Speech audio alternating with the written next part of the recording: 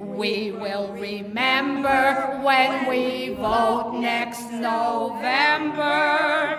And that's why we're raging today.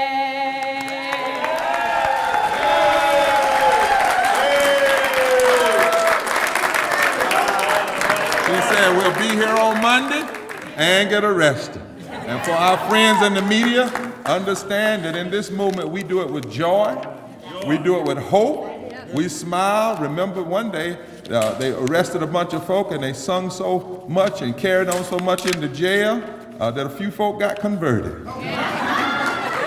So we're not the people who don't do what we do without joy, but we're deeply serious. We've got to sing and have joy, otherwise we stand up here and cry. That's right. To think that people would use their power to be so mean and so hurtful and so immoral and so unconstitutional to the least of these. Let me say we can take questions now for the media. I know we were a little long, but I wanted you to hear from the people, not just from me, and see the diversity of this movement as it's going forward. Are there any questions? Yes, sir. I wonder if you're expecting to be stopped outside the building the way the students were, or... I don't know. We don't know exactly what, the thing we're doing is we're doing this they do what they do in the dark, in the back rooms, in secret committees. We do what we do in public. It'd be an interesting thing if they try to stop citizens from going in their house. But that's what we got to keep reminded. That's not, when Tillis said 2 years ago, this is my house, no, it's not. He's he's elected, and we actually pay a little bit of his travel, I believe. So it's our house. And we have some deep concerns about some of these rules anyway that they've made, like rule that you can't hold something like this. Well, we're gonna check and see is that constitutional? Because the Constitution of North Carolina says you have a right to instruct your legislator. That's in the Constitution. That's right. And so we're deeply concerned. So we're planning to go in, and I don't know how they're going to keep these professors and these students and the raging grantors and the pastors of this city out of the General Assembly. But they're not going to keep us out, and as they just said, sung in a comedy way, but in a very serious way, we're not going backwards. We are just not going backwards. We're not. And every day the momentum is building, and people all over this state, black and white. I was in a restaurant the other day, white waitress, I sat down to eat. She said, you can't pay money here. I said, what's going on? She said, because I've seen what they're doing. I have a son that's unemployed. It's wrong. It's just wrong. And so we don't know they may try to stop us at the door, but that doesn't matter. We're gonna still go. Yeah. Yes, sir. In the larger context of voting rights nationally, Chief Justice of the Supreme Court sort of hypothesized that the South has changed when adjudicating whether we want to overturn Section 5 of the Voting Rights Act. And it is true that these kinds of strategies are being used outside of the South. Ohio has a similar law trying to prevent students from voting. And it's also true that even here in the South, the laws aren't necessarily directed at the black community exclusively or entirely. They're more intended to shave off enough votes to impact elections. So I just wanted to see if you wanted to respond to the Chief Justice of the Supreme Court surmising that perhaps we shouldn't have the Voting Rights Act. Well, he's wrong. There's too much proof that racism still exists. There's too much proof that voting suppression exists.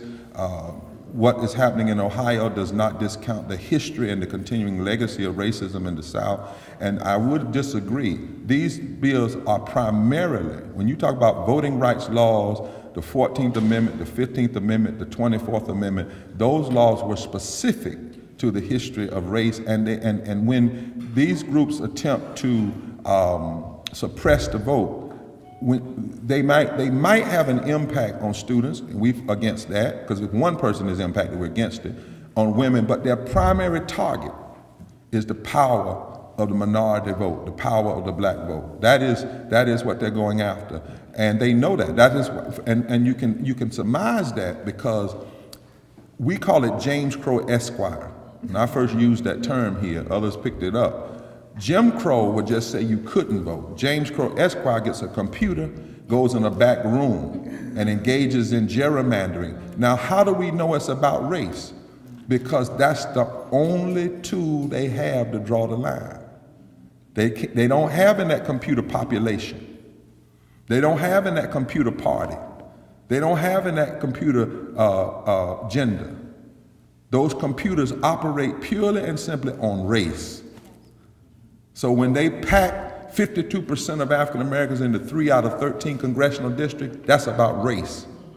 When they packed 51% of black voters into 27 out of 120 House districts to stack and pack and bleach the black, that's about race. When they pack 49% of black voters into 19 out of 50 state senate, that's about race. It's about the isolation, the segregation, and the suppression of the black vote. But it's not just to undermine black elected officials. It is done to undermine the affluence of black vote on all elected officials. Because the Voting Rights Act wasn't just about black people electing black people. It was about black people being able to build fusion coalitions with other people to elect candidates that would have to respond to their power, their electoral power. That's what's really going on. You see what I'm saying? So you have to have that analogy. The civil rights laws were never just about blacks in the sense of black people. In fact, the redistricting plan here in the state, the Republicans said, we're going to give you a couple of extra senators. We're going to give you a couple of extra, so you black people ought to be happy. Right. But they thought that all we were interested in is a black face. We're interested in political power. Right. And the ability to build substantial coalition with other minorities and progressive whites to change the electorate. And that's why the Voting Rights Act was important. That's why the laws are important. You see what I'm saying? So there is no such thing. When you talk about Constitution, 14th, 13th, 14th, 15th Amendment, 24th Amendment, the Voting Rights Act, the Civil Rights Act of 1964 is all about the issue of race. Now, the final thing is, though it's about race, when those laws are fully implemented and upheld, they help more than just black people. That's the point. The Equal Protection Clause of the 14th Amendment helps everybody, women, disabled people, say you can't discriminate against, LGBT people. But the law was put in because of the vestiges of slavery. The Voting Rights Act helped white women. White women could not sit on juries until after the Voting Rights Act was passed. But the Voting Rights Act was put in place because of black people. You see what I'm saying? The 1964 Civil Rights Act was passed. White women and disabled people have benefited as much or more than black people. But the law was put in place because of the vestiges of racism. So the analysis must go deeper. And the fear in the South is not having black people in the legislature. They're comfortable with that now. The fear is having black people able to build political coalition that can put black people and women and progressive whites and LGBT in the state legislature and change the kind of policy. That's what they want. That's what they're afraid of, and they're afraid that with the changing demographics coupled with the protections of the Voting Rights Act, the South's solidness cannot stand against the changing course of history. And the only way you can keep this wall, or try to keep the walls up, are to tear the laws down. Yes. And that's why you can't do this stuff on a bumper sticker to the members of the media. You got to dig into this. This is not, that was not about black, but it's not about, oh, the NAACP is about black people. The NAACP was black and white people formed together. It's always been bigger than that. So you have to dig a little deeper.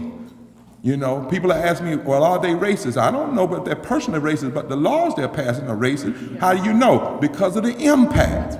It will, which community? Are the laws, are they classes? Well, I don't know. Personally, that's their business. But the laws they are passing have a class-based impact.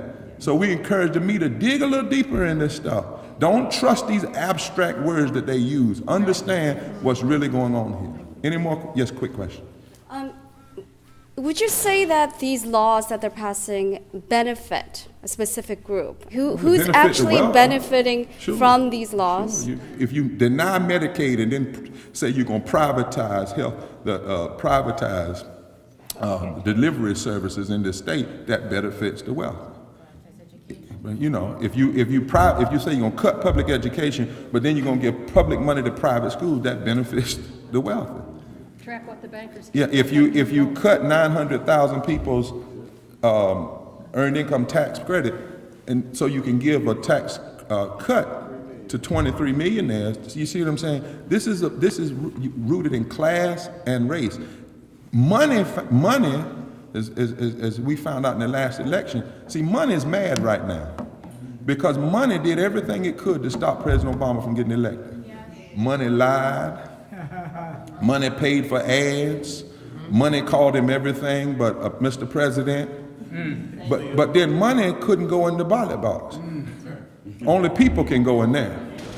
You see, money couldn't go in there and pull a lever. Money couldn't push a button, so money lost.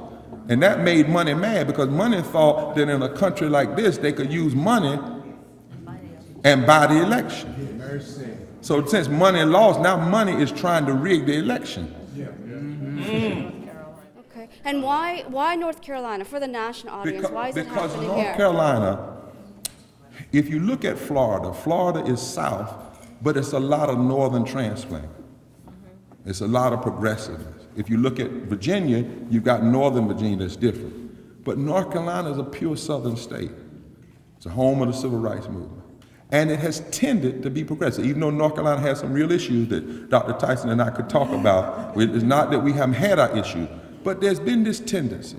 And in the last few years, building on that past legacy, we had progressed in ways where our coalition had won same-day registration and early voting and Sunday voting.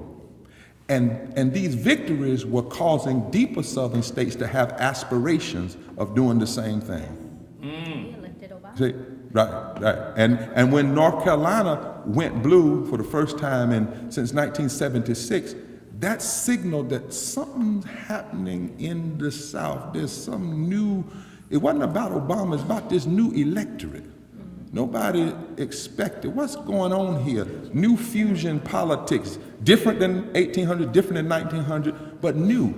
Blacks, progressive whites, LGBT, labor, faith, the groups that conservatives had been able to split with their white southern strategy, causing whites to vote against their future based on their fears. And all of a sudden a new generation is coming, they're coming together. And there's demographic shifts. You start looking at demographic shifts in North Carolina, Georgia, Mississippi. Mississippi, 33% of the electorate is black. North Carolina, 25%. Add to that 4% Latino, that's 29%. You don't need but 21.22% now to be a majority. And so things are changing. And the nation needs to understand that the attack on North Carolina is an attempt to diminish the aspirations of the rest of the South. It is an attempt to pour water. It is an attempt for Mississippi and Alabama to no longer aspire, say, to get same-day registration, early voting, and those things. And that's why we have to stop it, because when you stop the progress of North Carolina, you impede the hope of progress in the rest of the southern states. Mama. Yes. Thank you for that. Thank you so much. God bless you.